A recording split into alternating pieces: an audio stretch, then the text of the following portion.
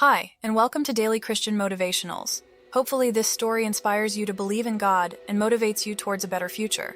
As it says in the Bible, I can do all things through Christ who strengthens me. Philippians 4:13. I'm Emily, and I'm here to share a story that's so raw, so unbelievable, you might find it hard to fathom. But every word is true, every emotion is real. I was indoctrinated to be an atheist, taught from a young age that God was a myth, a crutch for the weak. I grew up in a home where the concept of a higher power was ridiculed, where spirituality was considered a sign of ignorance. I want to take you on a journey from a life of unimaginable darkness to one filled with light, hope, and redemption. I want you to know that if I can make it through, so can you. I want you to understand that no matter how deep you're buried in despair, there's always a way out. I want to be the living proof that miracles happen, that lives can be turned around. I want to share the depths of my pain, not for pity, but to show you the heights of my redemption. I want to tell you about the nights that turned into mornings, the friends that turned into family, and the dreams that turned into reality. I was born into a living hell, a nightmare that most people couldn't even conceive. My parents were not just drug addicts. They were soulless beings who had lost all sense of humanity. Our home was a cesspool of darkness, a place where criminals, addicts, and abusers found refuge. It was a house, but never a home, a space filled with walls but devoid of safety or love. My father was a monster, a man whose veins flowed with poison rather than blood. He would come home high on drugs or drunk out of his mind and unleash a torrent of violence that's hard to describe. I remember being just a toddler, maybe 3 or 4, huddled under the bed, trembling as I listened to him beat my mother senseless. The screams, the cries, the sound of breaking bones, they were the lullabies of my childhood. He didn't spare me either. By the time I was 5, I had already been to the emergency room multiple times for broken bones, bruises, and cuts. I was a child, but I had already experienced a lifetime of pain. I was a living, breathing tragedy, a little girl who never got to be a child. I was a canvas of bruises, a mosaic of misery, a tapestry of torment. My mother was equally lost, a woman so consumed by her addictions that she had forgotten she had a daughter. She would lock herself in her room for days, leaving me to fend for myself. I remember being 6 years old, hungry and alone, rummaging through trash cans for something, anything to eat. I was neglected, abused, and forgotten. I was a child who never knew what it meant to be loved, to be held, or to be wanted. By the age of 10, I had started using drugs myself. It was the only way I knew how to escape, the only way I could numb the unbearable, relentless, soul-crushing reality of my life. I was a child, but I had already given up on life. I was a little girl who was never allowed to dream, a young soul that was crushed before it could soar. I was a lost cause, a forgotten footnote in the tragic story of my family. I was a ghost, haunting my own life, a shadow of what could have been. As a teenager, my life took turns that even the most twisted minds couldn't imagine. I joined a gang, got involved in all sorts of criminal activities, robbery, drug dealing, you name it.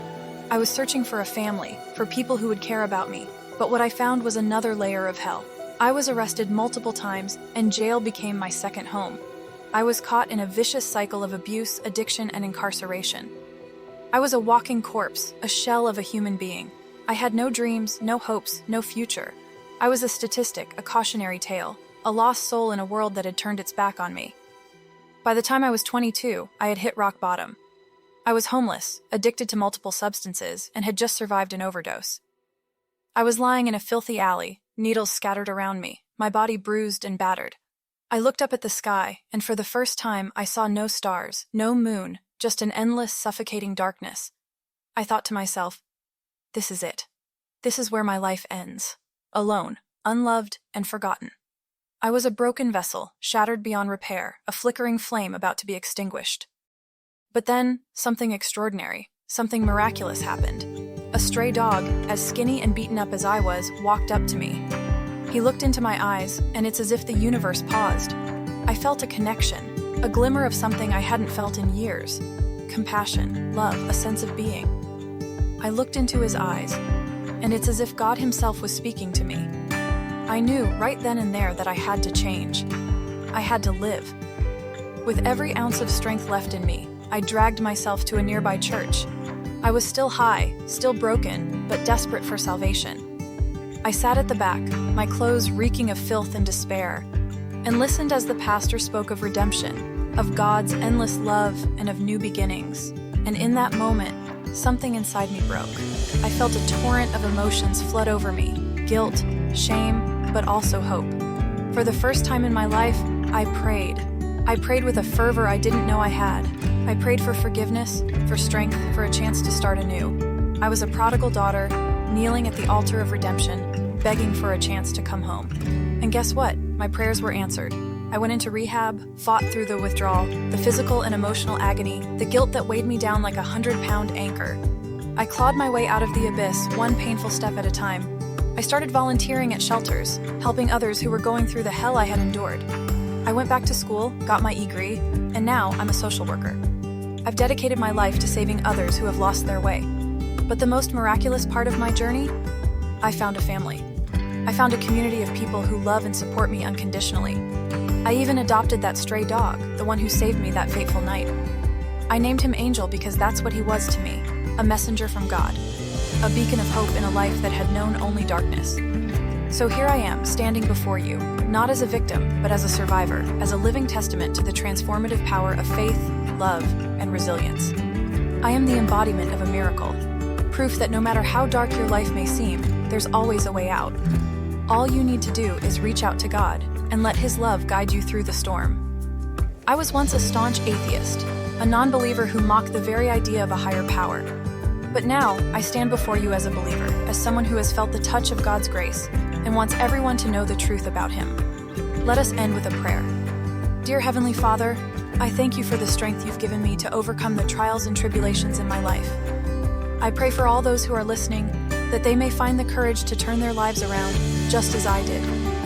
May they feel your love, your grace, and your mercy, and may they find peace in knowing that with you, all things are possible. Amen. Thank you for listening to my story. If it can inspire even one of you to turn your life around, then sharing this has been worth every tear, every pain, every moment of despair that I've overcome.